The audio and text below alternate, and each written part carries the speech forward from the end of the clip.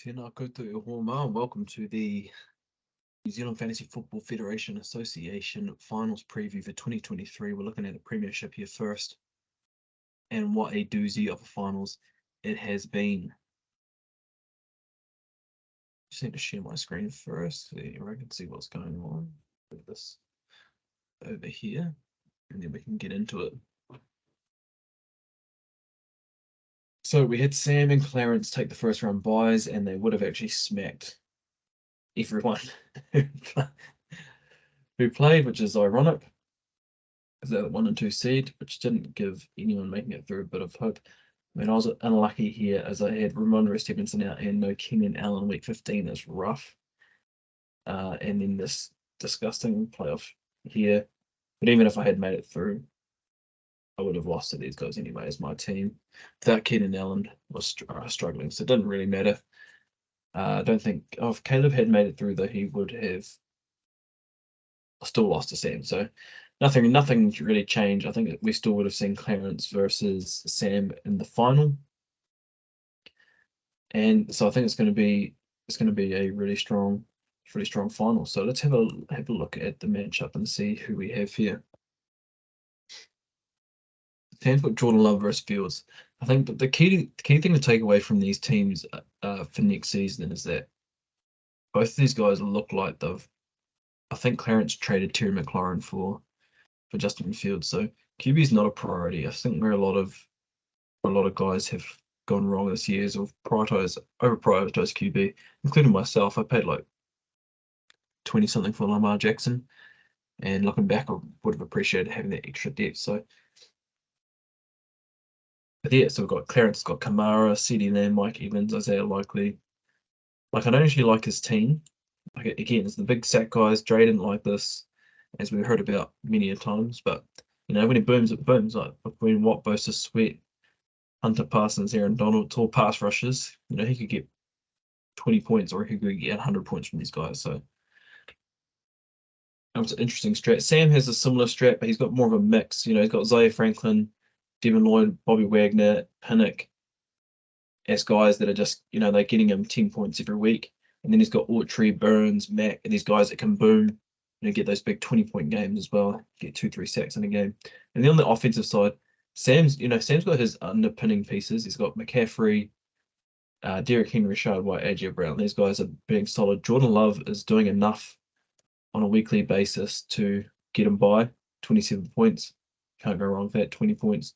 They're not having a great season, the Packers, but he's putting up the fantasy points. So that's a great. I think, what did Sam pay for him? $1? Not even. Free agency. So, and he's had him twice. Joris had him, ironically. Jordan Love off waivers, and then Noah Brown, Juwan Johnson, George Pickens, George Addison. He did have Hawkinson for the whole season as well, so Hawkinson's obviously been a key piece for him, but he's gone for the season. But these other guys, they're not great players, but on any given week, these guys can have big games. Like if you look at Pickens, which pretty much won single week last, 6, 25, 9, 3, 28, 15, 8, 0, 6, 5, 70, 10.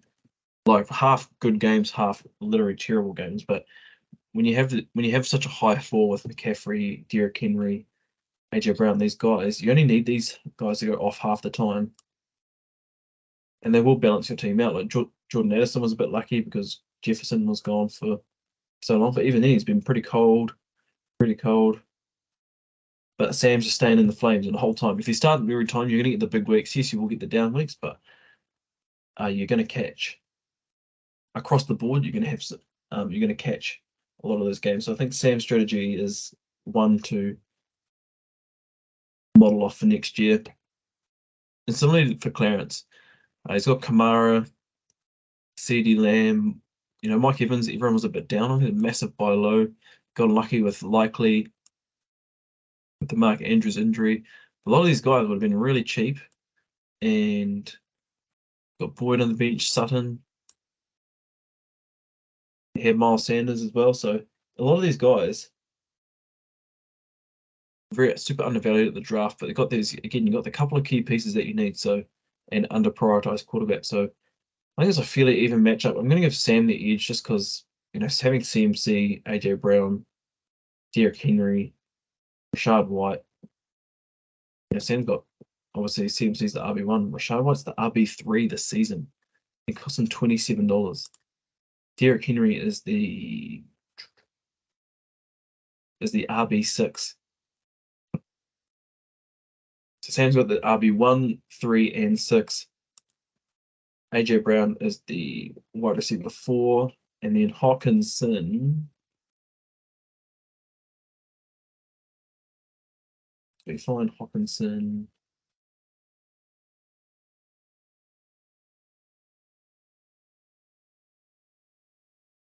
Hawkinson was the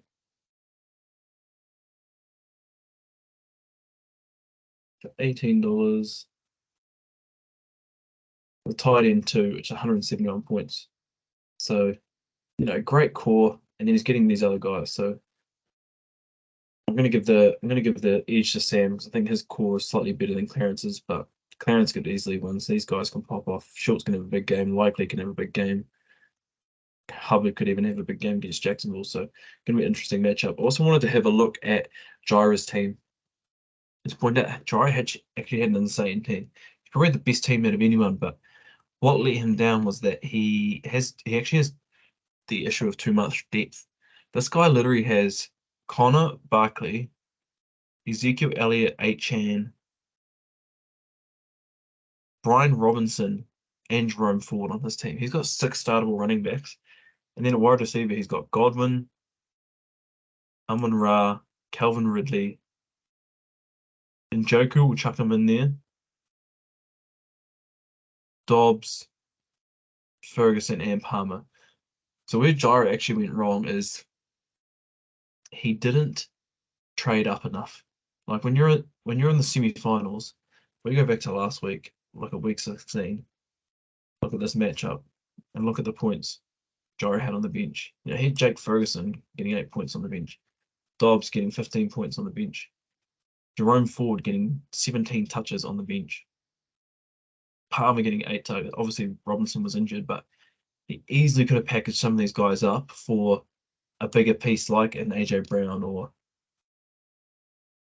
if we go over to Clarence's team, could have got a Kamara, could have got a CD Lamb, could have got Tyreek Hill, Metcalf, or some bigger players. He has too much depth, and he ended up making the wrong decisions, which cost him. So, Jaira, great team, bro. You're very unlucky, but let that be to everyone. Trade more. Try and trade up. When you got too much depth, trade up. Package some people together for people who are missing the playoffs.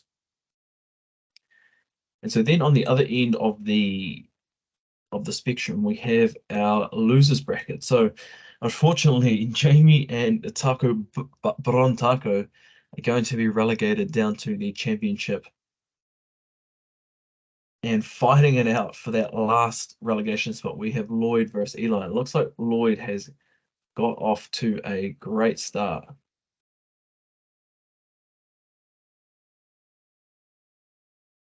So he had 12 points from Jerome Owusu Karamora, and that's a huge rip, 17 points on the bench. What am I seeing here? I need 9 points from Brent Hunt. So good start for Lloyd. Lloyd there. Eli's got Hurts.